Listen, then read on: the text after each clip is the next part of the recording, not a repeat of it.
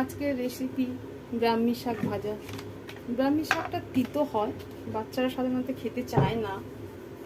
একটু নুন মাখিয়ে নেওয়া যায়, তিতোটা অনেকটা কমে যায়। যে কোনো তিতো একটু নুন মাখিয়ে রেখে দেওয়া যায় কিছুক্ষণ, তিতোটা কম লাগে, বাচ্চারা খেয়ে নেয়। কিছুক্ষণের জন্য মাখিয়ে রাখলে হয়ে যায়, বেশিক্ষণ মাখাতে হয় না।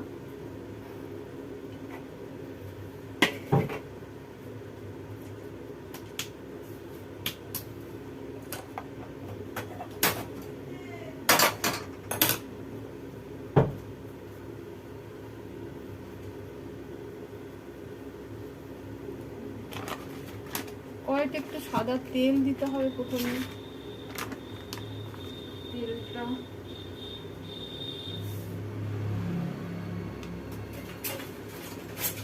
আমার ঢালা হয়নি, প্যাকেট থেকেই দিতে হচ্ছে।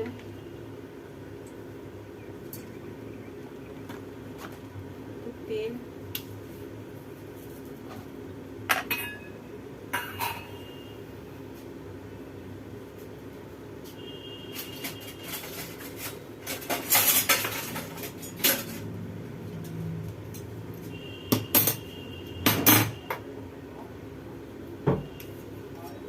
এই হলো আমাদের খেলনা পাখি, শাড়ি, চামচি, ফুলকি, যারা ঘরোয়া, আমরা ঘরোয়া হোক, রেডি হোক, যাই হোক, সবারই একটা রান্না করতেই হয় কিছু না কিছু খাওয়ার জন্য।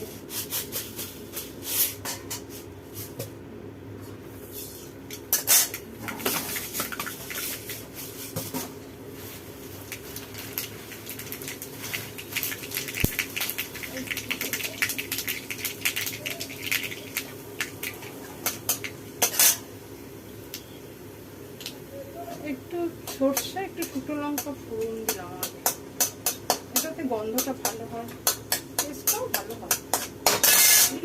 কিছু আলু কেটে রেখেছিলাম,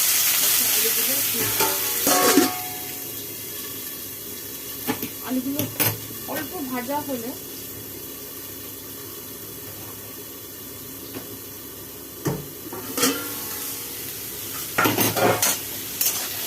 আলুগুলো ভেজে দিতে হবে।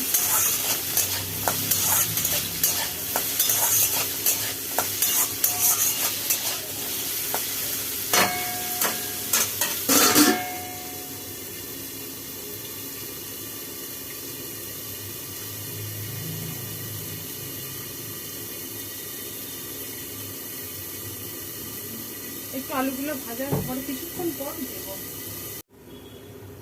দেখি আবার ভাজাটা কিরকম হলো।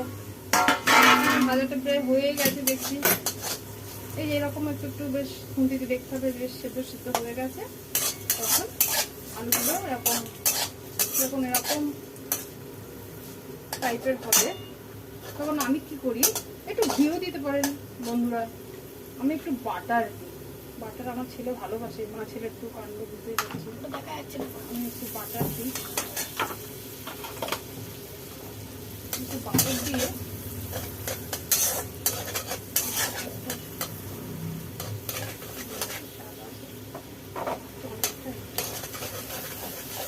বাটারটা একটু গালিয়ে নিতে হবে, এমনি বলে যাবে গরমে।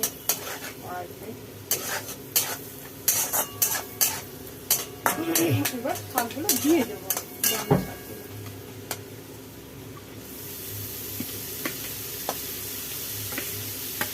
এটা বাচ্চাদের পক্ষে ভীষণ ভালো, সবাই খেতে পারি, আমরা সবাই খাই, কিন্তু এখনকার দিনের বাচ্চাদের যে চাপ, পড়াশোনার, হ্যাঁ, ওদের ব্রেনের যে চাপ, এটা ব্রেনের পক্ষে ভীষণ উপকারী।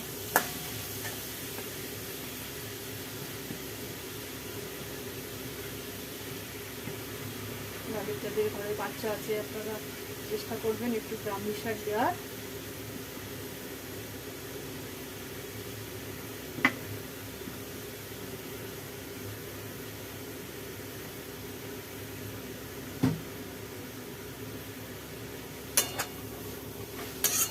ভাজা ভাজা করতে হবে, একটু নাড়িয়ে ভাজা ভাজা করতে হবে।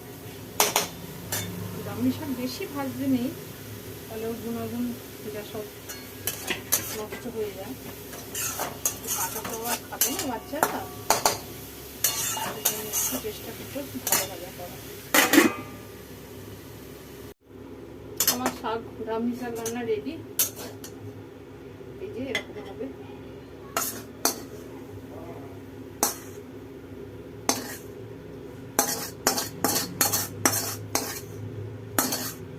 হেলদি খাবার।